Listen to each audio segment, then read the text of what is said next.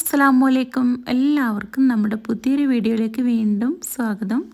അപ്പോൾ കുറച്ച് ദിവസമായി വ്ളോഗൊക്കെ ഇട്ടിട്ട് പിന്നെ എന്തായാലും കുഞ്ഞൊരു വ്ളോഗാകാമെന്ന് വിചാരിച്ചു കേട്ടോ.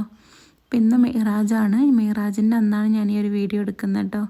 അപ്പോൾ നമുക്ക് ഇന്നത്തെ വിശേഷങ്ങൾ എന്തെല്ലാമെന്നുള്ള നോക്കാം. ഇതെവിടെയൊക്കെ ചുറ്റിപ്പറ്റി നടക്കുന്ന പൂച്ചക്കുട്ടി കേട്ടോ. ശരിക്കും ഇതിനെ കാണുമ്പോൾ പേടിയാവും, പക്ഷേ ആളൊരു പാവാണ് കേട്ടോ. വീഡിയോ ഒന്നും എടുക്കാമെന്ന് വിചാരിച്ചിട്ടല്ല, പെട്ടെന്നാണ്. ഞാൻ എന്തായാലും മിഹ്റാജാണല്ലോ, മധുരം എന്തെങ്കിലും ഉണ്ടാക്കണ്ടേ, അപ്പോൾ ഒരു വീഡിയോ ആക്കാമെന്ന് വിചാരിച്ചു കേട്ടോ. അങ്ങനെ ഞാൻ 4 നേന്ത്രപ്പഴം പുഴുങ്ങാൻ വേണ്ടി വെച്ച് ചോറൊക്കെ കഴിച്ച് കഴിഞ്ഞതിന് ശേഷമാണ് പിന്നെ അത് ഉണ്ടാക്കുന്നത് കേട്ടോ. അപ്പോൾ നന്നായിട്ട് പുഴുങ്ങി ചൂടൊന്ന് തണിഞ്ഞ് വന്നിട്ടുള്ള ചെറിയ ചൂടുണ്ട്. അപ്പോൾ നമ്മൾ പഴത്തിൻ്റെ തോലൊക്കെ അങ്ങ് കളഞ്ഞെടുക്കാം കേട്ടോ. പിന്നെ നമ്മൾ വെറൈറ്റി ആയിട്ടുള്ളൊരു എന്താ പറയുക പലഹാരം കേട്ടോ തയ്യാറാക്കുന്നത്. ഞാനിതിന് മുമ്പ് ഇത് ഉണ്ടാക്കിയിട്ട് കുട്ടികൾക്കൊക്കെ ഒരുപാട് ഇഷ്ടമായിട്ടുണ്ടായിരുന്നു. പിന്നെ തന്നെ ഉണ്ടാക്കാമെന്ന് വിചാരിച്ചു കേട്ടോ. അപ്പോൾ ഇത് നമുക്ക് നന്നായിട്ടൊന്നങ്ങ് ഉടച്ചു കൊടുക്കാം. എന്തെങ്കിലും വെച്ച് ഒന്നങ്ങ് ഉടച്ചു കൊടുക്കാം കേട്ടോ. അപ്പോൾ ഞാനിത് ഇതേപോലെ അങ്ങ് ഉടച്ചെടുത്തിട്ടുണ്ട്. ഇനി നമ്മൾ ഇതിലേക്ക് കുറച്ച് തേങ്ങ ഇട്ട് കൊടുക്കണം. ഏകദേശം ഒരു അരമുറിയോളം തേങ്ങ ഇട്ട് കൊടുത്തിട്ടുണ്ട്. പിന്നെ മധുരത്തിന് ആവശ്യമായ ശർക്കര കയ്യിലില്ലെങ്കിൽ പഞ്ചസാര ചേർത്താലും മതി. ശർക്കരയാണ് ഒന്നുകൂടെ ടേസ്റ്റ് കേട്ടോ. പിന്നെ ഗോതമ്പ് പൊടിയാണ് കേട്ടോ. ഗോതമ്പ് പൊടി കുറച്ച് ഇട്ട് കൊടുത്തിട്ട് നമുക്കിത് നന്നായിട്ട് കുഴച്ചെടുക്കാം. നന്നായി കൈവച്ച് തിരുമ്മി കുഴച്ചെടുക്കാം കേട്ടോ. നമുക്ക് ഒരു ഉരുള ഉരുട്ടിയെടുക്കാൻ പാകത്തിന് വേണം നമുക്കിത് കുഴച്ചെടുക്കാൻ വേണ്ടിയിട്ട്. അപ്പോൾ നമ്മൾ കുഴക്കുന്നതിനനുസരിച്ച് വേണം നോക്കിയിട്ട് നമുക്ക് എന്താക്കുക ഗോതമ്പ് പൊടി ചേർത്ത് കൊടുക്കാം കേട്ടോ. ഞാൻ ആ ഒരു കപ്പ് ഗോതമ്പ് പൊടി എടുത്ത് വെച്ച് മുഴുവനായിട്ടും ചേർത്തിട്ടുണ്ടായിരുന്നു. അപ്പോൾ നമ്മളിതാ ഇതേപോലെ അങ്ങ് കുഴച്ചെടുത്തിട്ടുണ്ട് കേട്ടോ. അപ്പോൾ ഈ ഒരു പരുവത്തിൽ നമുക്ക് കിട്ടിയിട്ടുണ്ട്. കയ്യിൽ എണ്ണയോ വെള്ളമോ എന്തെങ്കിലും തടവിയിട്ട് നമുക്കിതേപോലെ ബോളാക്കി എടുത്തൊന്ന് പരത്തി കൊടുത്തതിന് ശേഷം നടുക്കൊരു ഹോളിട്ട് കൊടുക്കാം. വട ഷേപ്പിൽ നമുക്ക് കിട്ടും കേട്ടോ. അപ്പോൾ ഇതേപോലെ അങ്ങ് നമുക്ക് ഇനി ഇത് മുഴുവനും ഇതേപോലെ തയ്യാറാക്കിയതിന് ശേഷം നമുക്ക് ഫ്രൈ ചെയ്തെടുക്കാം. പരികൊന്നും പൊട്ടാതെ നമുക്ക് ഓരോന്നും ഇതേപോലെ ഫ്രൈ ചെയ്തെടുക്കാം.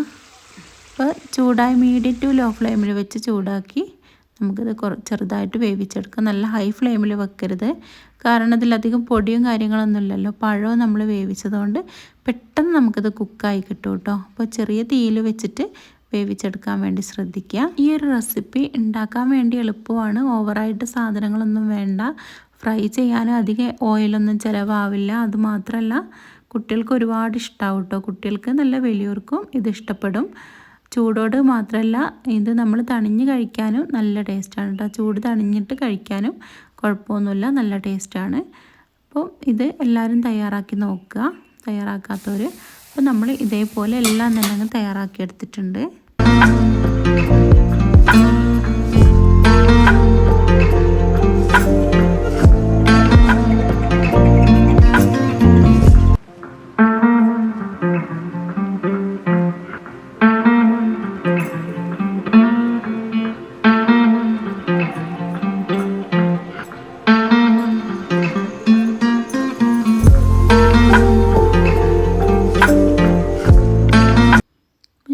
ഞാനും ഷബാസുമോനും ഫിദമോളും നോമ്പെടുക്കുന്നുണ്ട്. അപ്പോൾ അങ്ങനെ ഞങ്ങൾ പുലർച്ചെ എണീറ്റ ഒരു വീഡിയോ ആണ് കേട്ടോ ഇത്. അപ്പോൾ ഞങ്ങൾ പുലർച്ചെ ഏകദേശം ഒരു 4:35 ആയപ്പോൾ ഞാൻ എണീറ്റിട്ടുണ്ടായിരുന്നു. അപ്പോൾ കുറച്ച് ചെറിയൊരു കറിയൊക്കെ തയ്യാറാക്കാൻ വേണ്ടിയിട്ട് കുറച്ച് നേരത്തെ എണീറ്റായിരുന്നു കേട്ടോ. അപ്പോൾ അങ്ങനെ പപ്പടമൊക്കെ പൊരിച്ചെടുത്തിട്ടുണ്ട്, തക്കാളി വരട്ടിയിട്ടുണ്ട്. ഷബാസും ഫിദയും നോമ്പെടുക്കുന്നുണ്ട് എന്ന് പറഞ്ഞു കേട്ടോ. അപ്പോൾ പിന്നെ എന്തായാലും ഒരു കറിയൊക്കെ ഉണ്ടാക്കാമെന്ന് വിചാരിച്ചു. ഒരു തലേന്നത്തെ മീൻ കറിയാണ് ഉള്ളത്. അതൊന്നും ഒരു ഷബാസിന് വലിയ ഇഷ്ടമല്ല. അവന് തക്കാളി വരട്ടിയത് വേണം. അധികം മുളക് പൊടിയൊന്നും ഇടാതെ പച്ചമുളക്, ഉപ്പ്, മഞ്ഞൾപ്പൊടി, വെളിച്ചെണ്ണയിൽ അങ്ങനെ അങ്ങ് വഴറ്റി കൊടുക്കുക കേട്ടോ. തക്കാളിയും 2 പച്ചമുളക് മാത്രം ഇട്ടിട്ട്, മുളക് പൊടിയൊന്നും ഇടൂല. അപ്പോൾ ഇതേപോലെ ഒന്നങ്ങ് വഴറ്റി നന്നായിട്ട് വറ്റി വരണം. ഷബാസിന് ഇത് മാത്രം മതിയിട്ട് ചോറ് കഴിക്കാനോ നല്ല ഇഷ്ടമാണ്. മുളക് പൊടിയൊന്നും ഇടുന്നത് വലിയ ഇഷ്ടമല്ല കേട്ടോ. അപ്പോൾ ഞാനത് പെട്ടെന്ന് തയ്യാറാക്കിയതാണ്.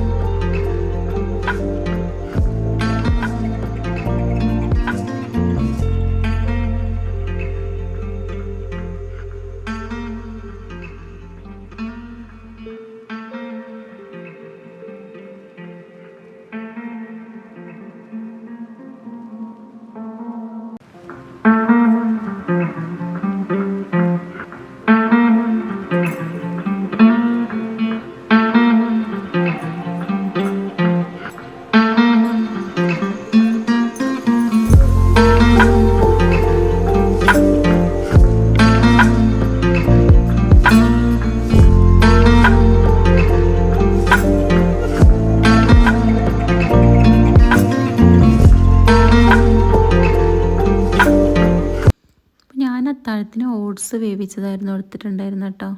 റോളഡ് ഓട്സാണ് ഇത്. നമ്മൾ വേവിച്ചെടുത്തിട്ടുണ്ടെങ്കിൽ നമുക്ക് ശരിക്കും ചോറ് കഴിക്കുമ്പോൾ തന്നെ ഉണ്ടാവും കേട്ടോ. കൊഴുപ്പോ കാര്യങ്ങളൊന്നും ഉണ്ടാവില്ല. എനിക്കങ്ങനെ തോന്നിയിട്ടില്ല കേട്ടോ കൊഴുപ്പ്. ചിലർക്കൊന്നും ഇഷ്ടാവില്ല. പിന്നെ ഞാൻ ചോറ് എന്തായാലും കഴിക്കുന്നില്ല എന്ന് വിചാരിച്ചിട്ടാട്ടോ ഓട്സ് കഴിച്ചത്. ഓട്സും മത്തിക്കറിയും ഒക്കെ, അതുപോലെ തന്നെ കുക്കുംബറും തൈരും കോവക്കാത്തോരനും ഉണ്ടായിരുന്നു കേട്ടോ. അങ്ങനെ ഞങ്ങൾ ചോറെല്ലാം കഴിച്ച് പിന്നെ പാത്രങ്ങൾ കഴുകാനേ ഉണ്ടായിരുന്നുള്ളൂ. പാത്രങ്ങളൊക്കെ കഴുകി പിന്നെ നിസ്കാരവും കഴിഞ്ഞ് കിടന്നൊന്നുമില്ല കേട്ടോ. പിന്നെ കുട്ടികൾക്ക് സ്കൂളിൽ പോകാനൊക്കെ ഉള്ള തിരക്കായല്ലോ. അങ്ങനെ യൂണിഫോം ഇസ്തിരിയിടലും കാര്യങ്ങളൊക്കെ ആയിട്ട് അങ്ങനെ കഴിഞ്ഞു കേട്ടോ. അപ്പോൾ ഇന്നത്തെ വീഡിയോ ഇത്രയേ ഉള്ളൂ. അടുത്ത വീഡിയോ പെട്ടെന്ന് വരാം. വീഡിയോ ഇഷ്ടമായി ലൈക്ക് ചെയ്യാനും കമൻറ്റ് ചെയ്യാനും സബ്സ്ക്രൈബ് ചെയ്യാതെ കാണുന്നവരുണ്ടെങ്കിൽ സബ്സ്ക്രൈബ് ചെയ്യാനും മറക്കല്ലേ. എല്ലാവർക്കും താങ്ക്